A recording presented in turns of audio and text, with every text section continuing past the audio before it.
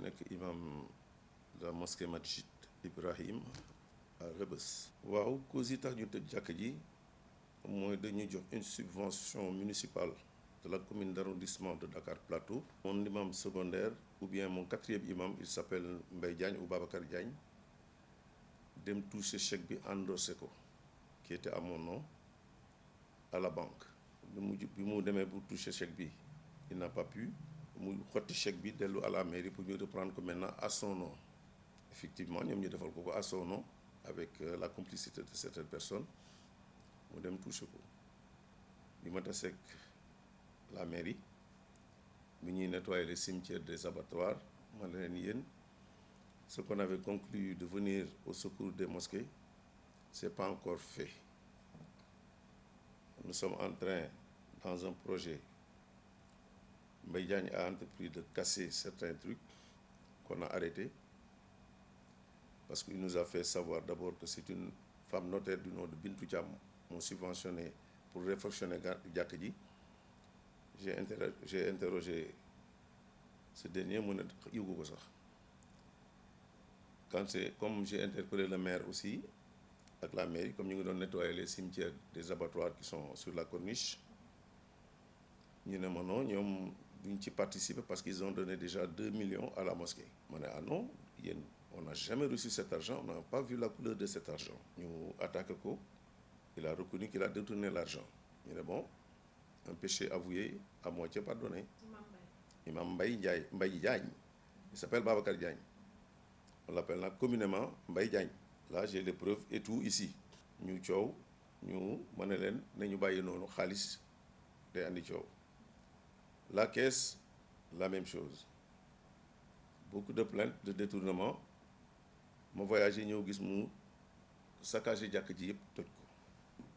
mais daf koy defaraat. On est resté peut-être 6 mois gisuñu sax benn brique wala libre ciment ñëwul fa. De mon retour dans notre voyage, j'ai fait une assemblée générale, tout le quartier est venu, parce qu'entre-temps, il a été radié, parce qu'il y a eu beaucoup de plaintes contre sa personne. Que day jël benn kii rek def ci benn photo carte imam yi nii rek dem encaisser xaalis ci quelqu'un wala aba xaalis quelqu'un wala dara. Il a eu beaucoup de dossiers ici. Mais finalement ñu mujjee arrêté affaire bi mu dem mu porté ma plainte à l'association des imams ñu dem. Il se trouvait que aussi il y a beaucoup de plaintes qui sont là-bas, des gens qui l'ont vendu des terrains lekk seen xaalis. Suñu carte association des imams bu muy présenté ne imam la ñu nangu ko radier ko parce qu'il faisait des dégâts hors association et qui n'est pas sous la responsabilité de l'association, comme un douanier ou un policier ou bien un postier jël carte kii wam rek di ci photocopier di ci def ay reçu di jaay di jaay terrain. Des terrains qui se trouvent Zac Mbao. Même ces familles sont venues ici il y a quelques jours pour un autre problème. Vers 22 familles qui sont propriétaires des terrains de Mbao. Loolu moo andi problème bi mu andi ay problème ci jàkk ji. Il ne pouvait pas rembourser les 2 millions. Il n'a pas continué les travaux. Et l'état dans lequel il a mis la mosquée, je vais vous donner un mémorandum tout à l'heure que vous allez voir. Les riverains, tout le monde, le conseil des sages, attaqué ko. Chaque julli mu andi problème pour commissaire bi ñëw. Comme il habite près de la police, chaque julli day jaar police dem ngi dem bu ñëwee dénoncer ma ne maa yi andi problème ma ne ko non yow man maa laa fi andi. Tu es venu ici, ça fait 2 ans même pas. Moi je suis là depuis presque 28 ans, 29 ans. J'officie ici. Y a ko Oumar Diène sax la ñuy wax. Muy andi ay troubles avec un groupe de personnes. J'ai interpellé le préfet ma ne ko kii il faut faire attention parce que la police, chaque fois je dénonce, la police ne fait rien du tout. Le préfet m'a dit, si la police ne fait rien du tout, on ferme. Je dis ferme.